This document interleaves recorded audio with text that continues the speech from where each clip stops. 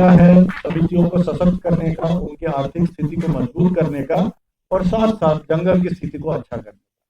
तो ये ऐसा है कि विन विन सिचुएशन है, सभी के लिए जय की स्थिति है, सबके लिए विजयी भाव वाली बात है। हमारा जंगल भला होगा, गांव के आर्थिक स्थिति में उन्नति होगी, उनको 2 पैसा मिलेगा, वो जंगल से जुड़ेंगे और हमारे पारिस्थितिकी तंत्र जो है वो अच्छा बनेगा।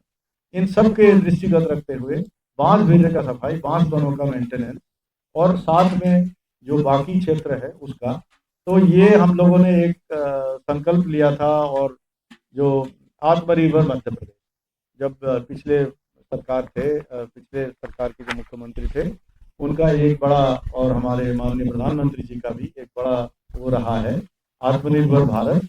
और आत्मनिर्भर भारत के परिप्रेक्ष्य में आत्मनिर्भर मध्य प्रदेश, आत्मनिर्भर मध्य प्रदेश में जंगल से क्या होगा, जब इस पर बात हुई तो हम लोगों ने मुख्यमंत्री जी के सामने ये बात रखी थी कि हमारी जो समितियां हैं मध्य प्रदेश में 15,608 वन समितियां हैं, इन वन समितियों की माइक्रो प्लान बनाएंगे। माइक्रो प्लान बनाकर हम इनको विदोहन के लिए वो करेंगे प्लान, और उसमें जो भी मिलेगा वो विदोहन से, वो चूंकि ये इंटरमीडिएट यील्ड है तो ये 100% समितियों को मिलेगा। और इसी के परिप्रेक्ष्य में हम लोगों ने माइक्रो प्लान बनाना शुरू किया।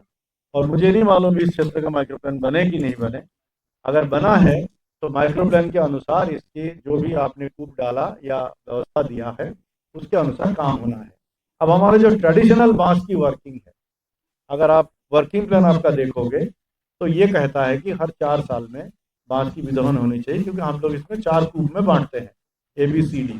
ये तो पता होगा ना कि नहीं मालूम, ये तो चर्चा में जरूर आप लोगों को मालूम होगा। तो जो ABCD कूप है ये हर साल हर एक ए में आज किया तो अगला साल B में, फिर उसके बाद C में, फिर उसके बाद D में, और 4 साल के बाद पुनः A में हम विदोहन के लिए आएंगे। अब ये अगर वैज्ञानिक दृष्टिभंगी से देखा जाए तो अपन ये नहीं कह सकते कि ये एकदम शाश्वत है कि यही होना है, इसमें परिवर्तन भी हो सकता है।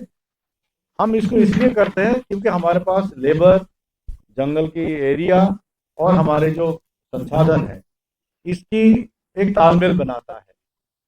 4 से 5 भी हो सकता है, 5 से 6 भी हो सकता है, और 4 से 2 भी हो सकता है, 4 से 1 साल भी हो सकता है। अगर हमारे पास संसाधन है, गांव के लोग अगर उसके लिए तैयार हैं, तो हम लोग हर साल भी बांस का विदोहन कर सकते हैं। और चूंकि 1927 की जो फॉरेस्ट एक्ट है उसकी संशोधन 2017 में ये हुआ कि बांस अब ट्री में नहीं गिनती है, ये घास में माना गया है, तो इसकी विदोहन के लिए कहीं किसी प्रकार की कोई अनुमति की आवश्यकता नहीं पड़ती है। तो घास का जैसे विदोहन है उसी तरह से बांस का विदोहन भी हम कर सकते हैं, इसमें हमको किसी से कोई अनुमति की आवश्यकता नहीं है।